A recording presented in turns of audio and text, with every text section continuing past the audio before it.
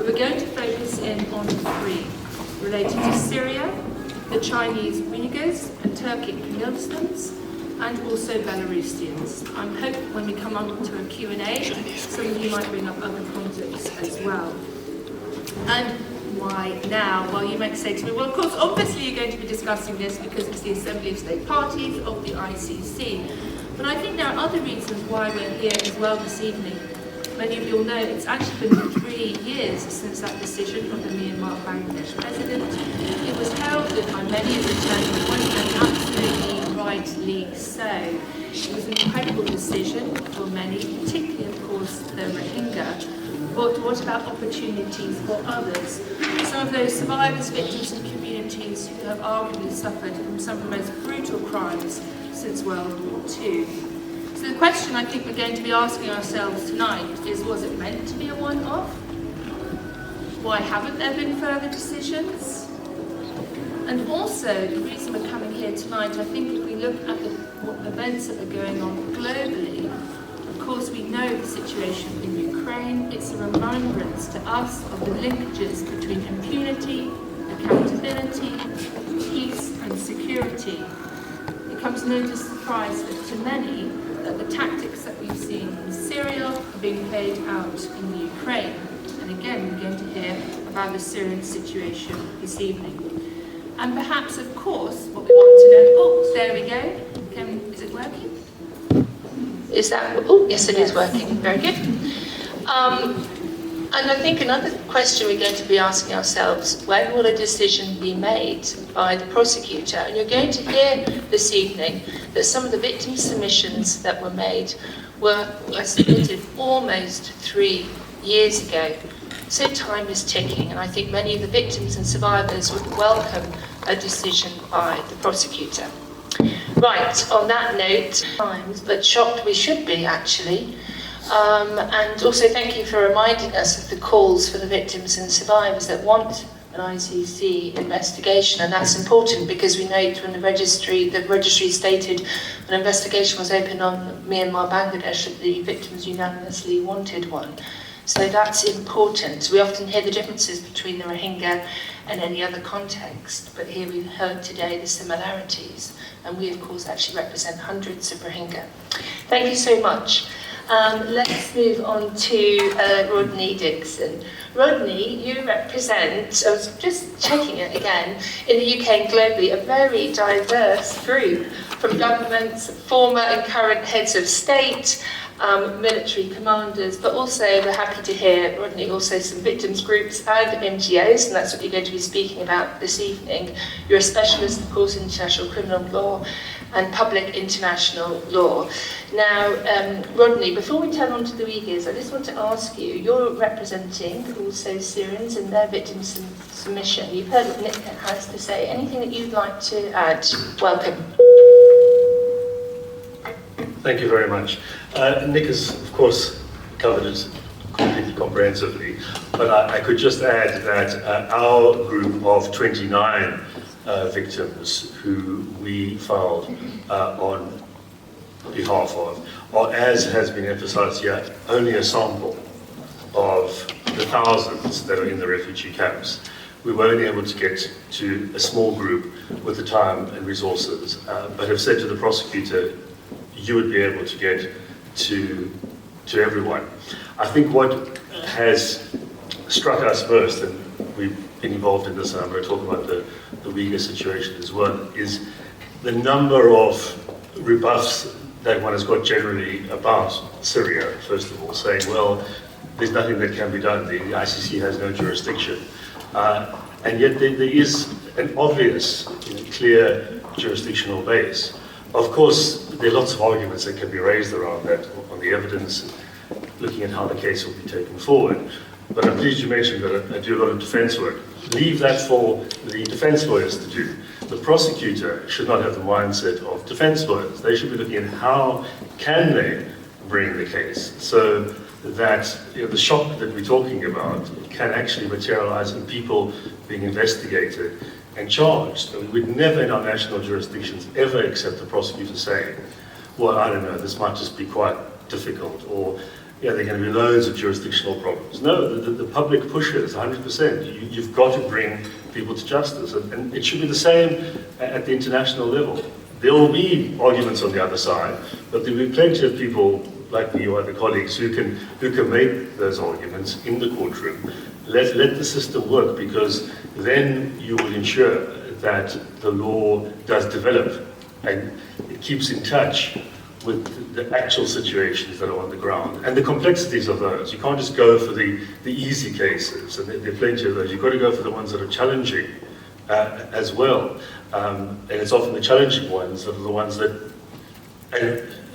advance and enhance the law. I mean, the cases we often remember the most are ones like the famous Pinochet case, where immunity was stripped for those persons who had been in high office in criminal proceedings, or the Barbie case in France, where they applied crimes against humanity. And I'm not saying we should be supporting these cases because they'll be remembered, but the real importance of those cases is that they gave a lifeline to victims. They allowed the court to function, and they ultimately changed the life of the law for the better. And we need, frankly, more of those cases in these institutions, because that's how they will be seen as credible, and long-term they will show their worth.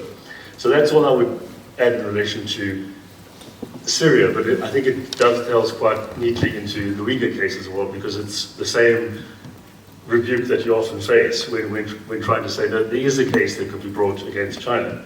So if I'm permitted, I'll move on to that. You are permitted, but I have one question before you do, which is, can you remind us when you filed your victim submission and whether you've had a response? Ours was filed about a year before yours in 2020, and yes, we have had responses. Questions have come back, as often happens in preliminary examinations. You get questions, you have to answer them, but it's still at the point where a decision is being made, and this is only to open a preliminary examination. That's the first step.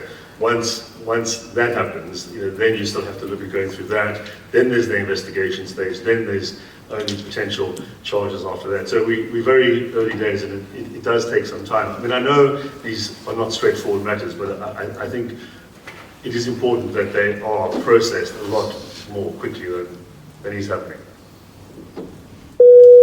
I don't know why it keeps ringing. Sorry everybody, when I'm not having much luck with my microphone this evening. Anyway, thank you so much. That was just helpful for us to frame the dates. Also, so let's move on to the Uyghurs. So tell us, why did you file it?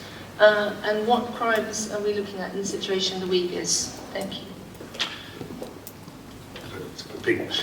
So with the Uyghur case, I act on behalf of the East Turkestan government in exile and a number of Uyghur groupings, victim groupings, that are bringing this case. We're fortunate enough tonight to have both the President and the Prime Minister of the government in exile here, so we can have a voice from the victims directly as well. I was instructed to do it on the basis of crimes being committed on ICC territory in Tajikistan, which is an ICC member state signed up on the border with China. And the reason why there was a clear jurisdictional basis there is because over a period of time from 2015 onwards, almost all of the Uyghurs living there who had moved there over time and were traders there were deported out of Tajikistan and back into China and into the camps there. We were able to eventually, it wasn't straightforward, get investigators on the ground to get evidence from a few of those who remained, or others who had managed to escape. So they had really been deported in a different direction because they had to leave Tajikistan, otherwise they were going to face going into China. And we have presented 4 submissions now of evidence from persons who've been directly affected by the deportation process. What is significant, we have highlighted about this evidence, is that it shows that Chinese operatives have actually been coming on to Tajikistani territory. So you've got a signed up member state, and foreign operatives are coming onto the territory of that state and arresting people, rounding them up, taking them to the border, and shipping them out. And also, in that process, a number of security installations have been built at the border on Chajing territory. We were able to get some photographs of these by the Chinese authorities to help with that processing, and also then to stop people escaping back in. So just at that level, we say clear jurisdiction. You can't come onto an ICC member state as a foreign country and say, well, we're not signed up, we're not subject to your jurisdiction. They clearly are. And that gives the court jurisdiction in and of itself. But we've also advanced the argument, which is taking it a step further, of saying that that is the first step in the genocide. You have to go and arrest people and bring them back to put them in camps to then start the extermination process. And we saw this in the Second World War, when Jews around Europe were rounded up, including here in the Netherlands, and then taken back, so that you don't have any opposition groupings or any voices out there. They're all centralized in one place, in the camps in China, and that's where they can then be targeted out of sight. So we're also saying it's the first stage in the genocide that then takes place later. Now, of course, we accept that everything that is happening within China, we don't have jurisdiction over, unless you can show it's linked to the first act of arresting or deporting and the continuation of it. But those who are arrested and targeted there, yes, the prosecutor will not be able to investigate those cases. But we say that evidence is important to show the system that they're fitting into. It's certainly relevant for gravity. And also for gravity, we have managed to conduct investigations in Kyrgyzstan, in Kazakhstan, other neighboring countries, in order to show that exactly the same thing happened in these countries around the same time, from 2015, 2016 onwards. The authorities from China, often using local authorities as well, moved in and cleared out all of those populations back in to China. So yes, you can't prosecute that, but you can certainly see how what happens in Tajikistan is not an isolated incident. Into a situation where you're trying to stretch it too far. We're not saying because the Uyghurs have been threatened in the UK, therefore the court has jurisdiction. They'll be focusing on places where Chinese officials have actually gone onto ICC territory, like in Tajikistan, and done the arresting. But we want to include all of the evidence of the other countries because that shows the pattern, and once again it shows the gravity. And that is admissible as evidence as to gravity, not as to the crimes themselves, but that evidence can all be taken into account. Plus also, if the prosecution were to take this up, it would allow for exposing the entire rounding up campaign that is occurring along the border, but elsewhere as well. All as a part of the genocidal campaign is what we allege.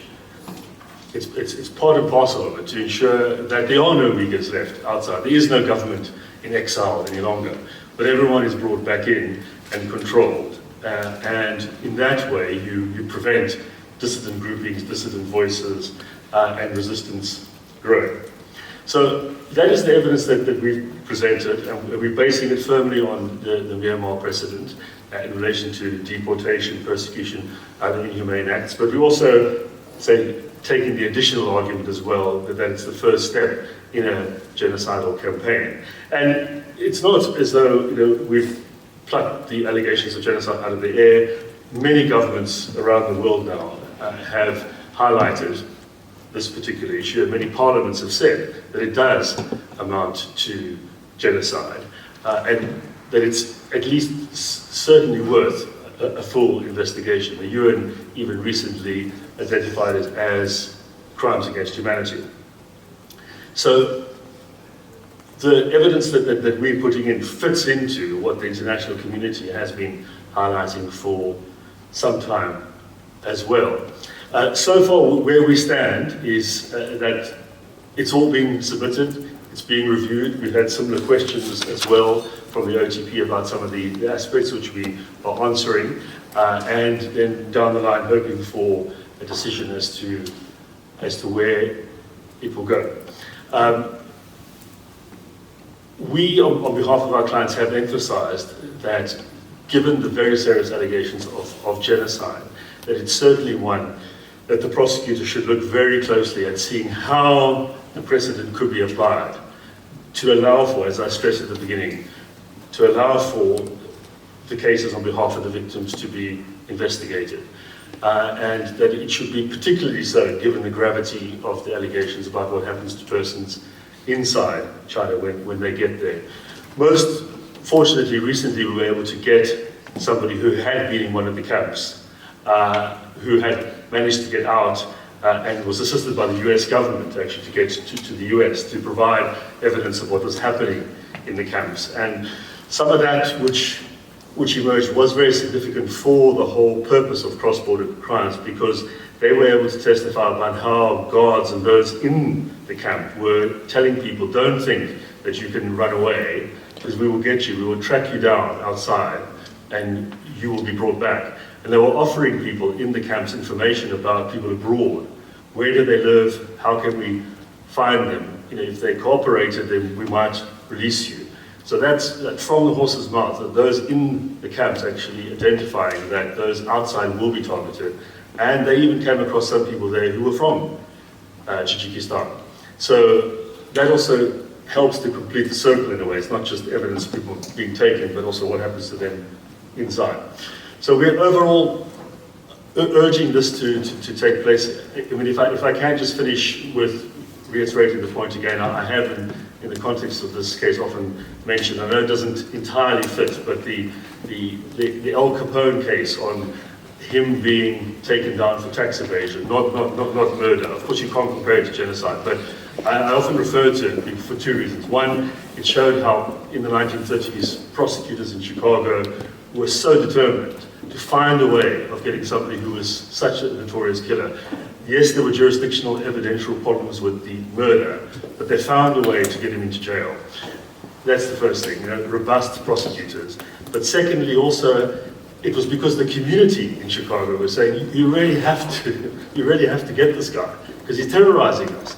And it was that pressure on the prosecutor that made it happen. Of course, good legal thinking as well on the prosecutor's part, but that combination doesn't quite exist in the same at the international level, but it should. There should be pressure from the international community for this to happen, and then a robust prosecutor to break the mold. Thanks. Thank you so much, Rodney. Another grave situation, and a reminder, of course, as that's why we are here this evening. Now, I have to move straight on, but before I do, I want to acknowledge the President, and we hope that we can hear from you later. Thank you so much for joining us here this evening. I'm going or certainly be committed in Tajikistan in the case that